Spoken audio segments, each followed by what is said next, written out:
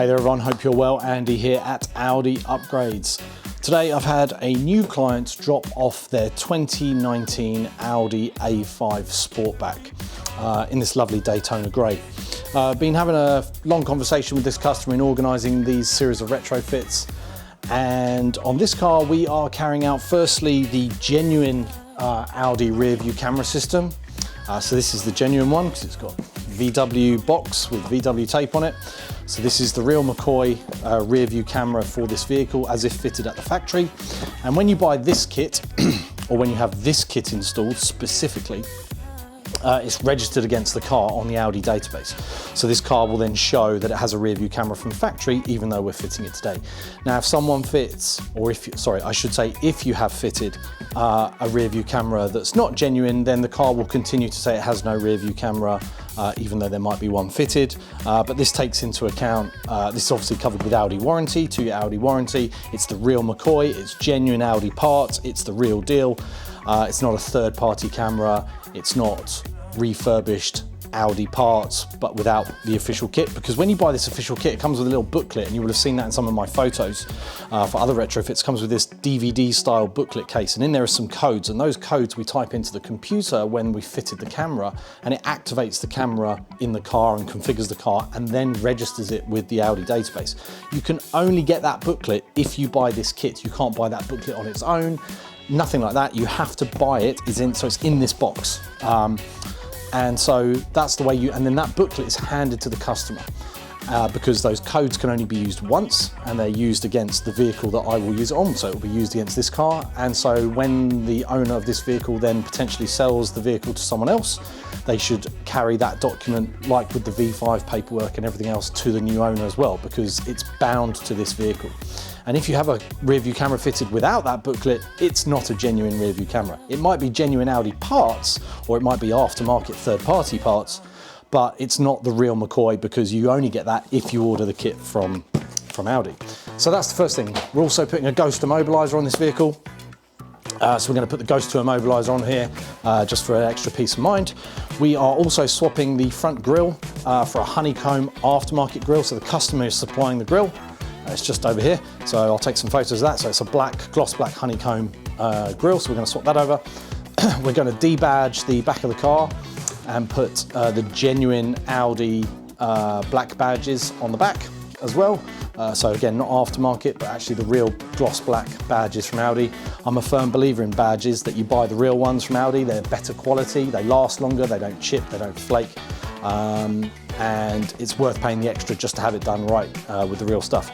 And then lastly, we are carrying out the genuine OEM interior multicolored ambient lighting on this A5. So a lot of A5s and A4s of the B9, 8W variant don't come with, don't come with the multicolored interior ambient lighting. They come with just the standard white lighting. And you would have seen in my other videos doing the genuine kit. This customer, I was just having a conversation with him when he got here, and he was saying he searched around a lot of companies to fit the lighting, but they all offered aftermarket solutions. And he didn't want that. He wanted the real McCoy from as if it was fitted at the factory.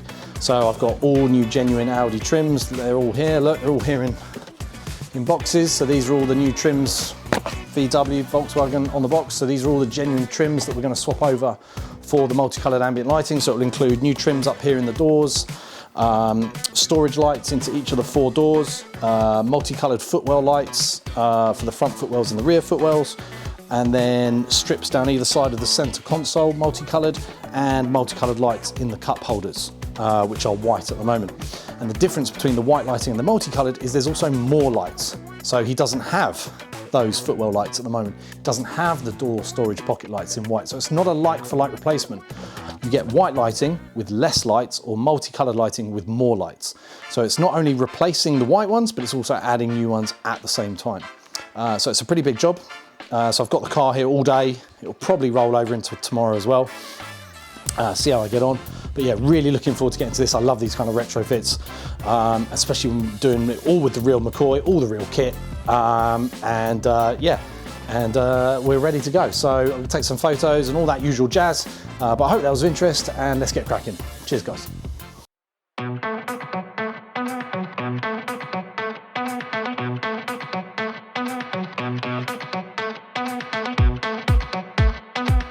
Hey guys, so I've now finished working on this Audi A5 Sportback. Yesterday was a really long day. Never underestimate how long stuff takes. I always think I know in my head and then it always ends up taking longer. So I should always factor that in really. But so first thing I did was installed that genuine rear view camera system and registered that with Audi. So that was all done successfully. So the rear view camera is now installed and I'll go through all this in a moment. And then as I was running the wiring in for the rear view camera, I started to simultaneously run the new wiring that all has to be added for the genuine multicolored interior ambient lighting. So just as a reminder, the customer wanted to get the genuine OEM multicolored ambient lighting, not an aftermarket kit or aftermarket system or aftermarket add-ons to the genuine lighting, just the real McCoy as if it was fitted at the factory. So as I had all the trims out of the car, it made sense to kind of start running that in parallel.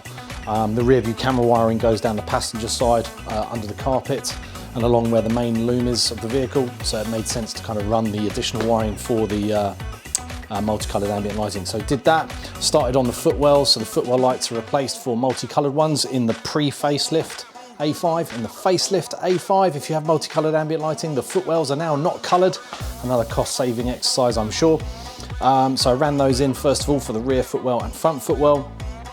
And the wiring that needs to go in the new doors, the new wiring that needs to go into the doors for the new lighting that goes in the doors. So did that. Then I worked on the center console, so new lighting for the drinks cup holders and the new lighting down the sides of the center tunnel, which kind of shine down into the front footwells off the sides. Then I moved over this side and started running in the wiring for the rear right door and driver's door. For the footwell lighting and for the door lighting, and then got that all kind of met up in a single place and all connected in together. Then after that I then started on the actual doors themselves. So have to take the doors off one at a time. Started on the driver's door, and the first thing you have to do is you have to replace these trims. Now this is a passenger side, but these are the old trims. So this was the original trim the customer had, so he's now got new ones of these, and here's a back door trim. Here, this is for the rear doors, because these don't have the light strips in them that light up for the multicolored lights. So you have to replace these if you're doing the OEM install. So he's got brand new ones of these fitted. These are the old ones, just bits of plastic. And then we add all the LEDs into all the doors and all that. And then you've got to run the wiring from the doors through the door jamb into the actual inside of the car. So you've got to do the doors, wiring in the doors. Sorry, you've got to do the wiring on the door panel, the door card, the bit you see and hold with the handle and everything. Swap these over, add the LEDs, wiring from inside the door to the door jamb, and then from the door jamb into the vehicle. And you've got to do that for all four doors. So these are old trims, as I say, so I just thought I'd show you these. And so I did all four doors, started on the front driver, and then what I do is I turn the car on, check the lightings work, and then watch the error messages slowly disappear as you go through. So each door has 3 LEDs, one for the strip here on the new trim obviously, and then there's a light at the back that shines kind of down onto the armrest, and then on the multicolored lighting there's also a door pocket light that shines into the door pocket that is also coloured, but only on the pre-facelift. In the facelift they got rid of it, so only on the pre-facelift, which this is.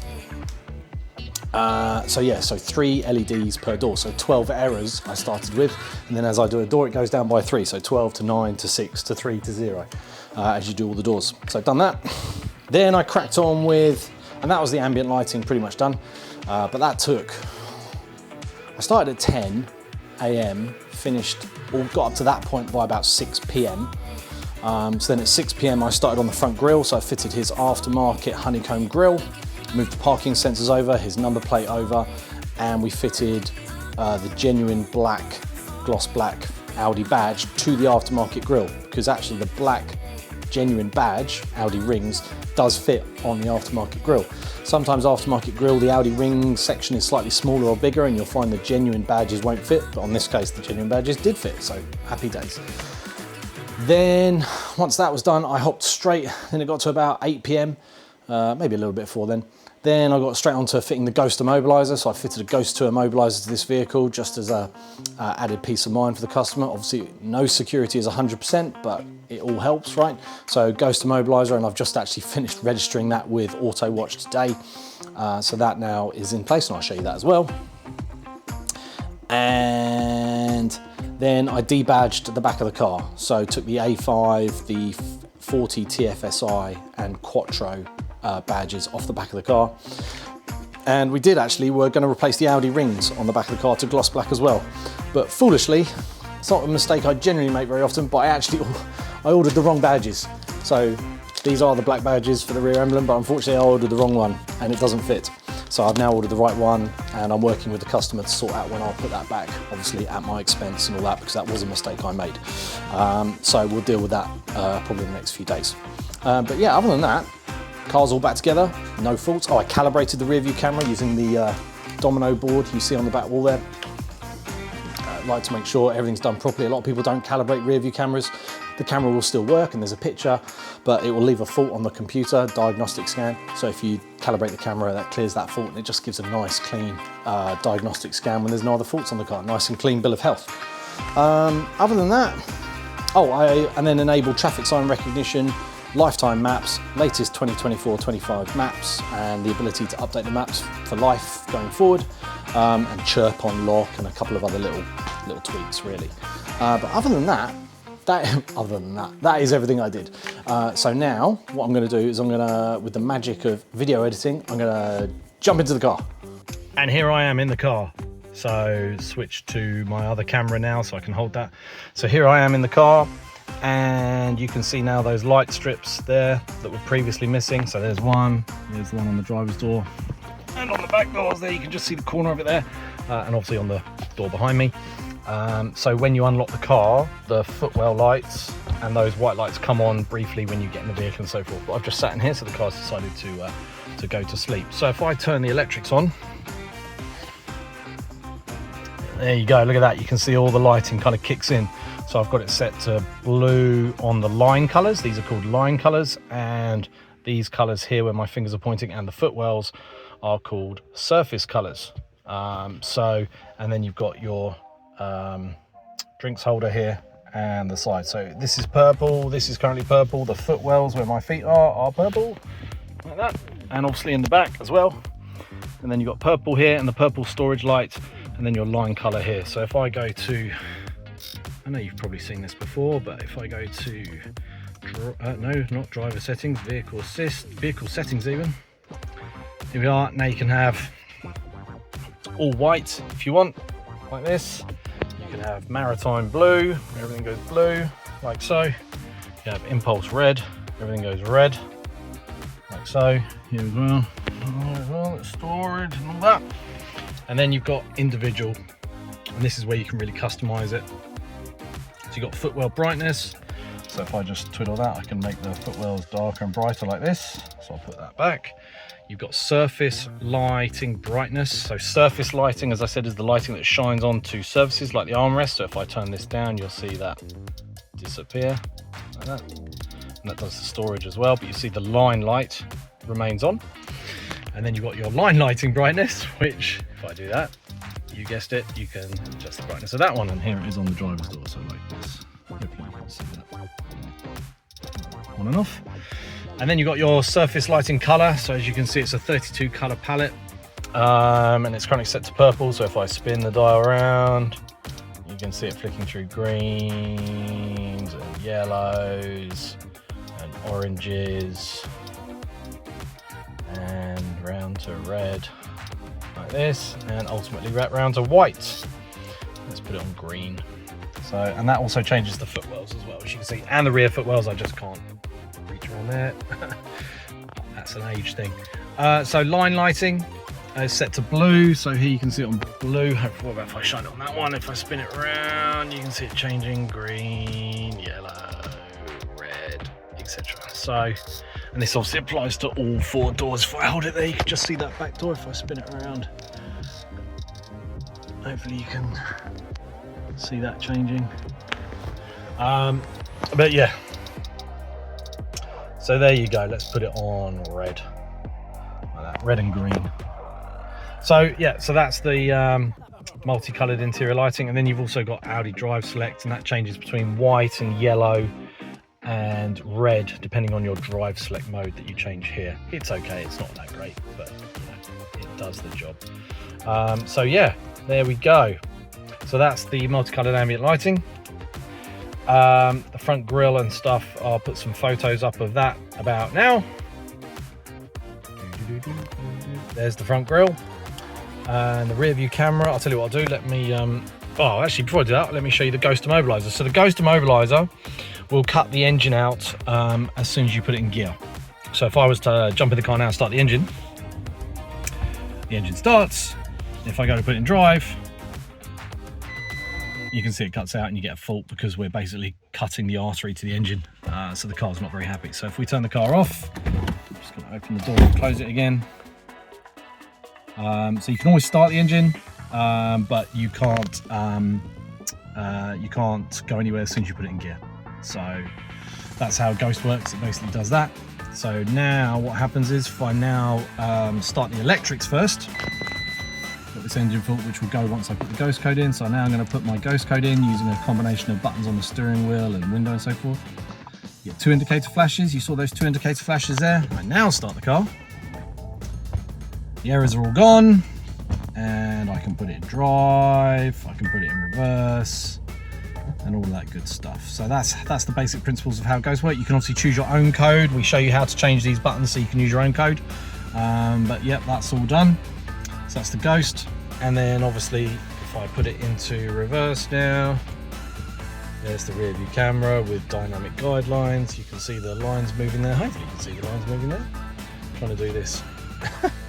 Never do that. And you can also turn it on and off using this button here, so you can turn the camera on here. So it's got front and rear parking sensors, but not the rear view camera. So that is that. Yeah, and just the debadging of the back, which I'll show you now. And there's the debadging of the back. So everything's done, everything's great. Lighting as always, love doing the lighting. It's a big old job. I like to take my time with it. Some people say I take too long, but that's my problem, not yours. I've enabled traffic sign recognition as well. It says no traffic sign recognised because I'm obviously not driving. And I've enabled lifetime maps. So at the time of this video, the latest maps are Europe 2024-2025, and he's on the latest MMI software as well, 1329. So that's all done as well. So yeah, no faults on the car. Car's ready to go. Customer's going to come and collect in about half an hour. But I hope that was of interest. Cheers, guys.